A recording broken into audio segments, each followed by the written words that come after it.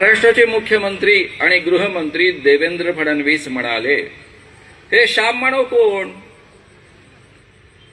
यांना कोणी अधिकार दिला? कोणी आंबेडकरांचं नाव घ्यायचं आणि कोणी घ्यायचं नाही? हे प्रशस्त्री पत्र वाटण्याचा अधिकार यांना कोणी दिला? इथपर्यंत बोलण्याचा अधिकार त्यांना डॉक्टर बाबासाहेब आंबेडकरांच्या राज्यघटनेनंच दिलेला आहे. पण पुढे जे ते वाक्य म्हणाले त्याबद्दल मला बोलावं लागतं. ते असं म्हणाले की आजकाल श्याम मानवला कोणी विचारत नाही म्हणून केवळ प्रसिद्धी करतात, ते असली काही वक्तव्य करत असतात. देवेंद्रजी, तुमचा जन्म 70 सालचा. 77-78 मध्ये मी तुमच्या वडिलांसोबत दणकून जनता पार्टीचा प्रचार 4-5 जिल्ह्यांमध्ये केला. तेव्हाही मी प्रसिद्ध व्यक्ती होतो, वक्ता होतो. तुमचंच आरएसएसचं मुखपत्र तरुण भारत यामध्ये मी 4 वर्ष कॉलम लिहित होतो, त्याचा पत्रकार होतो आणि मला अतिशय प्रसिद्धी मिळत होती.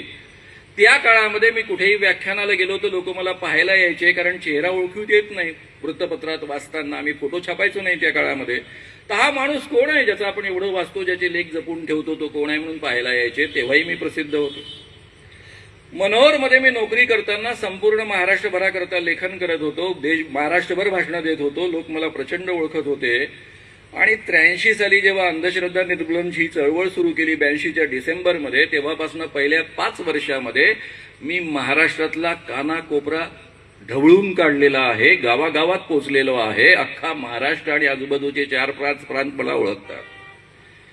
म्हणजे 77 पासून तर 85 पर्यंत या कालावधीमध्ये अख्खा महाराष्ट्र आणि देशांमधले अनेक प्रांत मला ओळखायला लागले होते.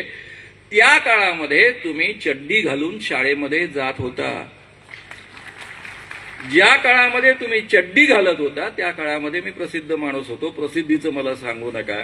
मी स्वतः पत्रकार राहिलेलो आहे. लोकांना खूप प्रसिद्धी दिली आहे. अतिप्रसिद्धीने माणसं कशी होतात आणि त्यांना कशी छपासकी बिमारी लागते हे मला उत्तम कळतं. आणि त्या पद्धतीचा रोग आपल्याला लागू नये याची अतिशय उत्तम काळजी आजपर्यंत मी घेतलेली आहे.